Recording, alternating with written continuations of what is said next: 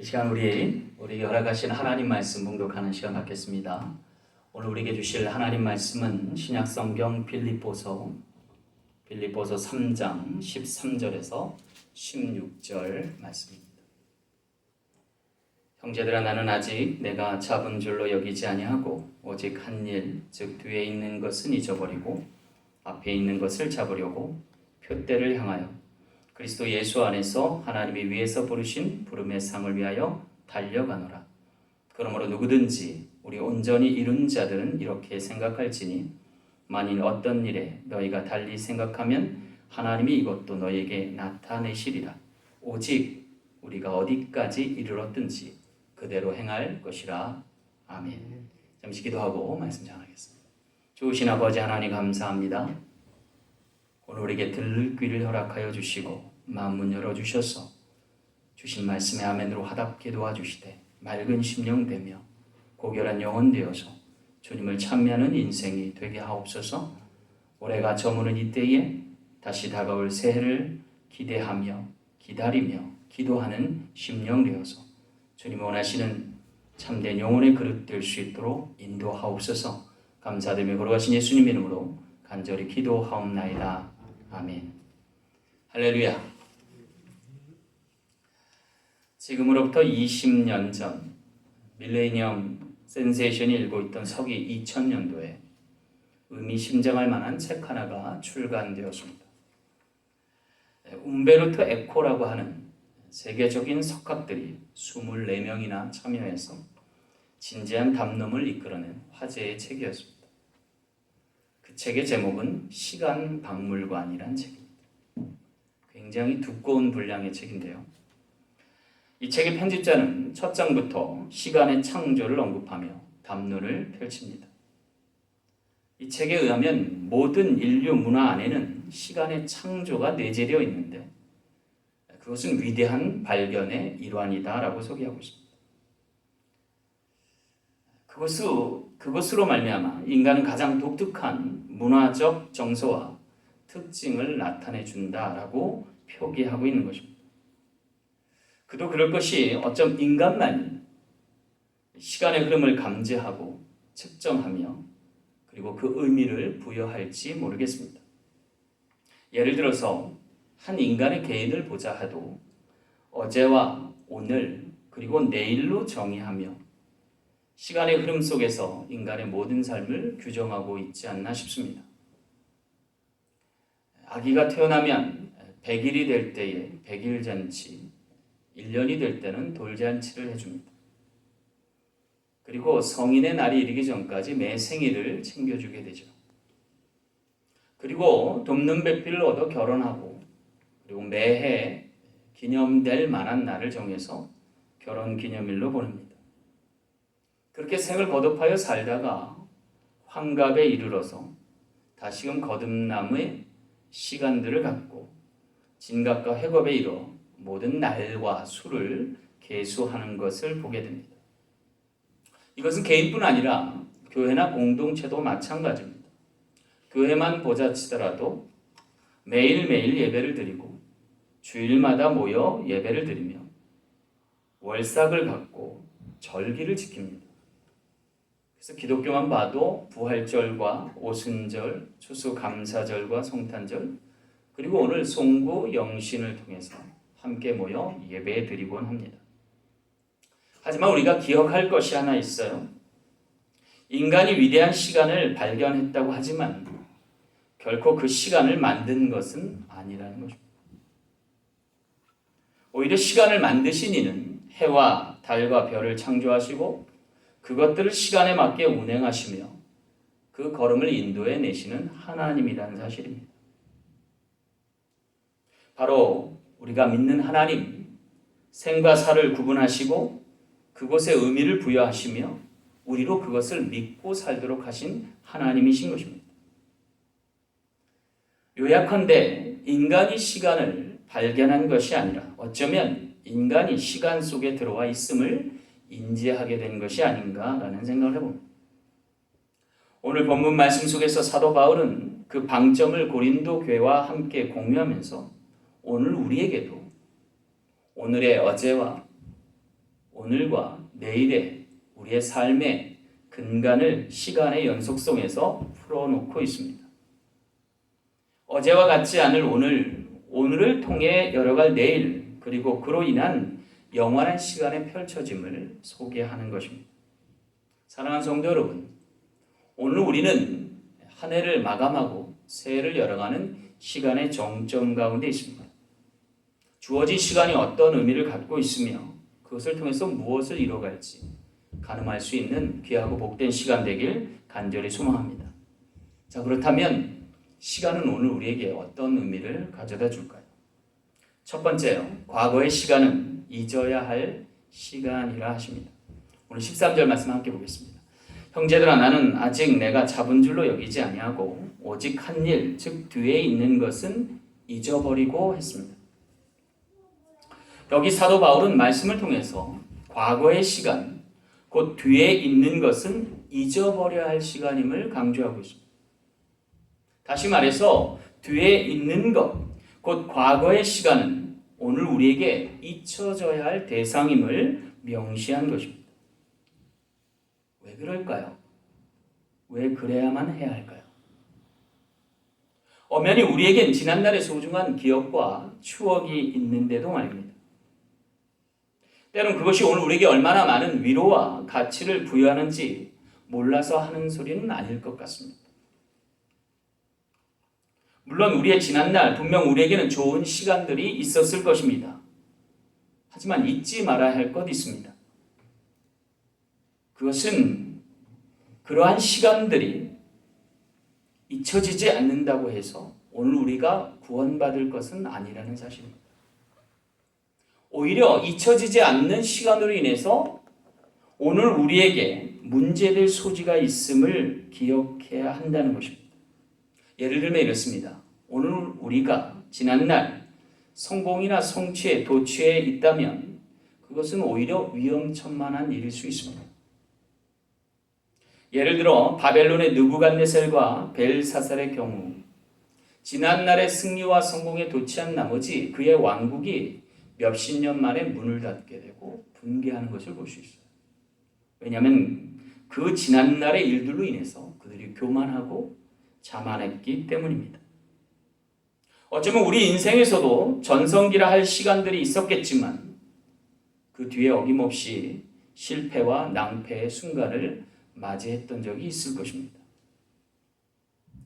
또한 반면에 우리가 지나치게 과거의 실패와 고통에 좌절하면서 그 시간에 묶여 있다면 그 또한도 위험천만한 일일 것입니다. 왜냐하면 좋지 않은 감정과 상처에 쓴 뿌리가 오늘 우리로 하여금 더 이상 한 걸음도 내딛지 못하게 할 것이기 때문입니다.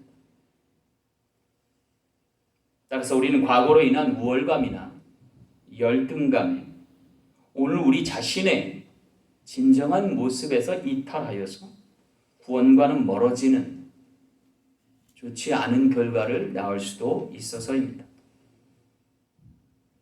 그래서일까요? 오늘 사도 바울은 빌립보 교회 성도들에게 뒤에 있는 것은 과거의 시간들은 잊어버리라 라고 단언합니다. 자, 그렇다면 과거에 있었던 모든 것은 잊어버리는 것만이 능사일까요? 물론 꼭 그렇지만은 않을 수 있습니다. 시간의 흐름 속 과거 어디에도 오늘 우리를 향하신 하나님의 은혜의 시간이 있었음을 상기할 수 있어서입니다. 우리가 그 은혜의 시간을 붙들고 간다면 잊지 않고 도우시는 하나님, 그 하나님께서 오늘 우리의 삶의 여정도 지키실 줄 믿습니다. 요컨대 오늘 우리에게 필요한 것은 과거의 시간은 잊되 주님의 은혜는 잊지 않고 영원히 지속될 하나님의 편에 서는 것이라는 것입니다. 옛말에도 그런 말이 있어요. 원수는 물에 새기고 은혜는 돌에 새기라는 말이에요. 비슷한 속담이 고대 근동지방에도 있었답니다. 그것은 용서는 모래에 새기고 은혜는 돌에 새기라는 말씀이에요. 이것은 사막을 여행하는 나그네들에게 귀한 교훈을 안겨준답니다. 한 번은 어떤 사람이 사막을 걸어가다가 친구와 말다툼을 하게 됐는데 그로 인해 뺨을 맞았어요. 어찌나 속이 상하든지 마음이 편치 않던 친구가 모래에다 몇 자 적었답니다. 나쁜 녀석 이렇게. 그리고 날이 밝아 다시 걸어가게 됐는데 마침 오아시스를 만나게 되었고 정신없이 목욕을 하다가 그만 발을 잘못 디뎌서 늪에 빠지게 되었답니다. 그런데 어제 뺨을 뗐던 그 친구가 자신을 도와서 구해주더랍니다. 어찌나 고마웠든지 감사하는 마음을 담아서 이번엔 돌에다가 그 마음을 새겼답니다. 착한 녀석. 이렇게. 그 광경을 지켜보던 친구가 물었어요. 야, 어제는 나한테 나쁜 녀석이라고 쓰더니 왜 오늘은 착한 녀석이라고 쓰냐? 그리고 왜 어제는 모래 위에다 쓰더니 오늘은 돌에다 새기냐? 라고 물었어요. 그랬더니 뺨을 맞았던 친구가 얘기하기에 바람이 불면 없어질 것과 바람이 불어도 없어지지 않을 것을 구분하기 위해서다 라고 얘기해 줍니다. 그 일이 있은 후에 이 두 친구는 더욱더 절친한 사이가 되게 되었답니다. 사랑하는 성도 여러분, 오늘 우리가 과거를 바라보며 할 일이 있어요. 그것은 잊어야 할 과거 그리고 잊지 말아야 할 은혜를 구분하는 것입니다. 잊어버릴 과거의 시간은 과거로 돌리고 그러나 그 속에서 역사하신 하나님의 은혜는 오늘도 간직하는 것. 그것이 헛되이 시간을 보내지 않고 의미 있는 시간으로 가득 채우며 하나님께 영광 돌리시는 귀한 지체 될 줄로 믿습니다. 오늘 우리에게 주실 은혜들 또한 소망하면서 내일을 기약할 수 있는 저와 여러분 되시길 간절히 소망합니다. 두 번째, 미래의 시간은 달려야 할 시간이랍니다. 오늘 14절 말씀 함께 보겠습니다. 표대를 향하여 그리스도 예수 안에서 하나님이 위해서 부르신 부름의 상을 위하여 달려가노라 그랬습니다. 여기 사도 바울은요, 미래의 상, 곧 표대를 향하여 부름의 상을 위하여 달려가노라 라고 말씀하고 있어요. 여러분, 왜 달려가야 할까요? 만약 우리가 달려가지 않으면 염려나 근심이 오늘 우리를 엄습할 수 있어서입니다. 그래서 마태복음 6장 34절에도 말씀하시길 그러므로 내일 일을 위하여 염려하지 말라. 내일 일은 내일 염려할 것이요 한날의 괴로움은 그날의 족하니라 하셨어요. 다시 말해 내일 염려는 내일 할 일이고 오늘 할 것은 아니라는 말씀이죠. 그래서일까요? 내일을 향해 우리가 가져야 할 자세는 염려함 없이 달려가라는 말씀입니다. 우리가 달려가다 보면 염려와 근심은 자연적으로 떨쳐질 것이고 그로 인해서 오늘 우리는 모든 염려와 근심으로부터 떠나게 된다는 것입니다. 그렇죠? 밝은 미래와 희망찬 내일을 두고 열심히 달려가다 보면 어느새 오늘의 근심과 걱정과 불안은 사라질 줄로 믿습니다. 교회도 마찬가지인 것 같아요. 우리 사랑 장로교회 내년표를 저렇게 정했어요. 하나님의 사랑으로 선교하는 교회. 쉽게 말하면 앞만 보고 가자는 소리예요. 달려가자는 의미입니다. 코로나19 팬데믹 상황이 아직 정리되지도 않고 종식되지도 않은 상태에서 무슨 말씀을 하는 거냐 핀잔 줄 수 있어요. 아마 모르긴 해도 이 사태가 그리고 이 상황이 완전히 종식되려면 최소한 적어도 1, 2년은 좋게 걸린다는 많은 사람들의 지적이 있습니다. 하지만 이 상황에도 우리가 감사할 일은 있습니다. 우리가 사는 미국에서 가장 실효성 있는 백신이 제작되었고 그리고 보급된다는 사실입니다. 물론 우리의 선교 대상일 국가를 할 수 있는 제3세계는 여전히 백신을 구하기조차 힘들 것이고 설사 구한다 해도 굉장히 비싼 값을 주고 사야만 할 것입니다. 그야말로 백신 전쟁이 도래하는 거죠. 하지만 여러분, 이러한 상황 때 우리가 저렴한 백신을 가지고 선교할 수 있으면 그건 굉장히 큰 은총이 될 것입니다. 제가 알아봤는데요. 백신 우선 접종 대상자 중에 목회자와 선교사님들이 포함된대요.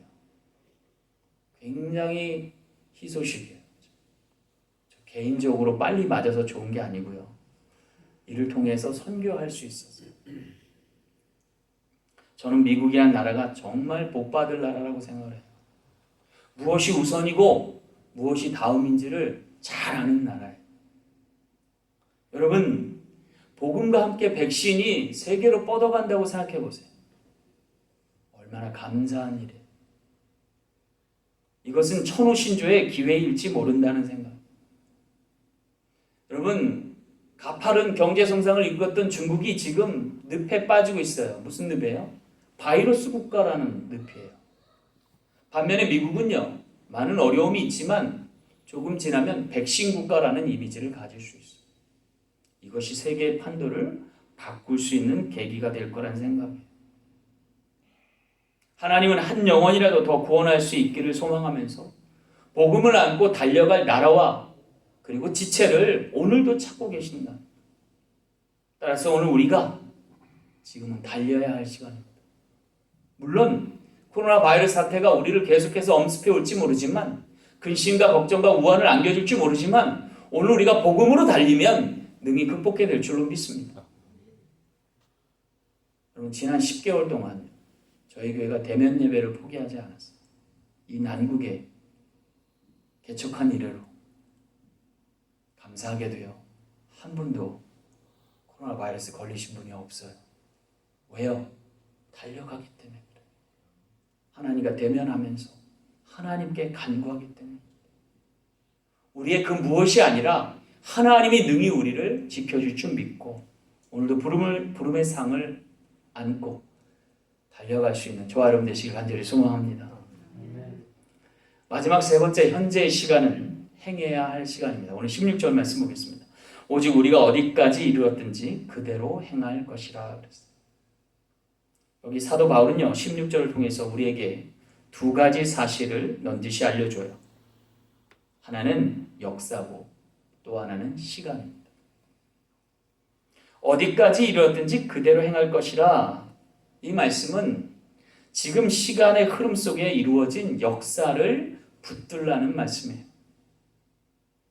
다시 말해 사도 바울이 말하고자 하는 그 되어질 일, 그것은 곧 하나님의 역사요 구원사라는 거예요. 주목할 것은 그 시간의 흐름 속에 빌립보 성도들이 있었다는 얘기예요. 다시 말하면 오늘 우리도 하나님의 역사의 현장과 시간에 있다라고 하는 얘기가 될 수 있는, 그것이 오늘 우리에게 얼마나 가슴 벅찬 일이라는 거예요. 왜냐하면 내가 하나님의 역사와 함께 궤적을 같이 하고 하나님의 시간과 함께 동일한 선상에서 움직이고 있다는 뜻이 되는, 그 시간이 얼마나 값진 시간이겠어요. 여러분, 우리가 여기서 주목하고 기억할 것이 있어요. 그건 뭐냐면 시간이 없으면 역사도 없다는 거예요. 예를 들어서요, 여러분, 소나 돼지와 같은 짐승에게 시간이 있을까요? 물론 표면적인 시간이 있을지 모르겠어요. 그들도 태어나고 자라고 늙어가고 죽어가니까요. 하지만 소나 돼지나 기타 여의 짐승들은 시간을 인식하지 못합니다. 왜냐하면 그들에게 이루어야 할 역사가 없기 때문이에요. 그래서 짐승들에게는요, 어제와 오늘과 내일이 구분되지 않고 구분하는 것 자체가 중요치 않을 수 있다. 그분 지을 그 의미심장한 무엇이 없어서입니다. 물론 몇몇 개들이나 고양이들은요, 주인의 손에 애틋함을 받습니다. 그리고 때때로 그들 가운데도 족보를 따질 수도 있어요. 수녀를 가릴 수도 있습니다. 그러나 여러분, 그건 어디까지나 인간의 배려일 뿐이죠. 고양이나 개 등이 스스로 자신을 구별하거나 선별하거나 시간의 의미를 따지진 않기 때문에 그렇습니다. 오직 인간만이 자신에게 부여된 의미심장한 시간의 궤적을 찾아서 그것에 의미를 부여하고 하나님이 자신에게 부여하신 사명과 소명을 이루고자 소망한다는 거죠. 그리고 그것을 통해서 이루어질 역사, 시간 속에 있는 하나님의 뜻은 그를 통해 성취될 것이라는 사실입니다. 그 역사가 바로 하나님의 이야기, His story, 히스토리, 구원사인 것입니다. 오늘 어디까지 이르렀든지 그대로 행할 것이란 이야기는 이미 빌립보 교인들이 이 하나님의 역사의 대열에 동참하고 있는 것이고 시간의 연속성을 함께 부여잡고 있었다라고 하는 뜻입니다. 그것은 하나님의 뜻과 하나님의 소명에서 바라본 긍정의 사인인 거죠. 여러분, 오늘 우리에게 동일한 말씀을 허락하신다면 너희가 어디까지 이뤘든지 그대로 행하라는 그 말씀은 오늘 우리를 하나님의 은혜 안에 그의 소명 안에 두신 놀라운 사실이라는 사실입니다. 사랑하는 성도 여러분, 그것을 무엇으로 알 수 있습니까? 세계사를 보면 알 수 있어요.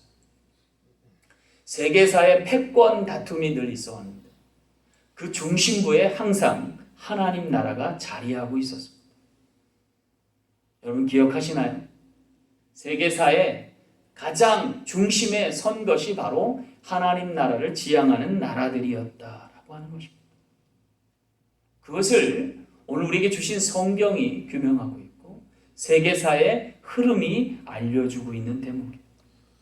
주님과 관련하여 시간과 역사를 보낸 민족과 나라를 하나님 들어 사용하시고 그 나라들을 통해서 많은 영혼들을 구원하셨다라고 하는 것입니다. 그 서두에 사도 바울이 권면하는 빌립보 교회가 있었습니다. 어디까지 이르렀든지 너희는 그대로 행할 것이다. 그대로 행할 것이다. 지금의 흐름을 놓치지 말고 그대로 존속할 것을 하나님이 이야기하십니다.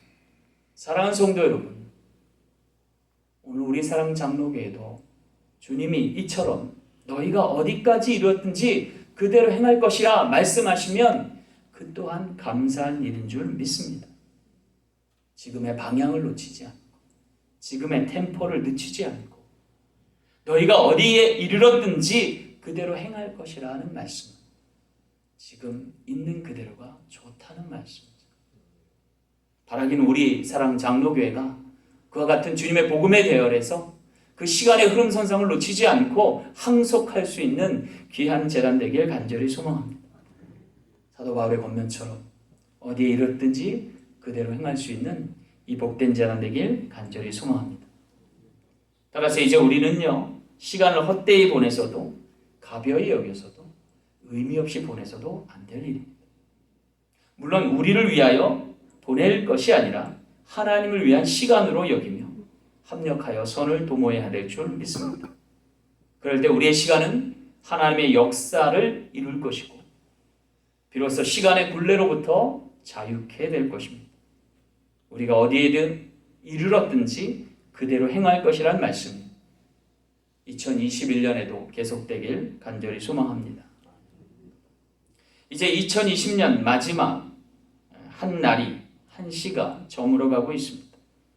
하지만 2021년 새해도 어김없이 우리에게 약속된 시간은 부여될 것이고 그 시간으로 말미암아 감사하며 기뻐하며 새해를 열어갈 수 있는 저와 여러분 되시길 간절히 소망합니다.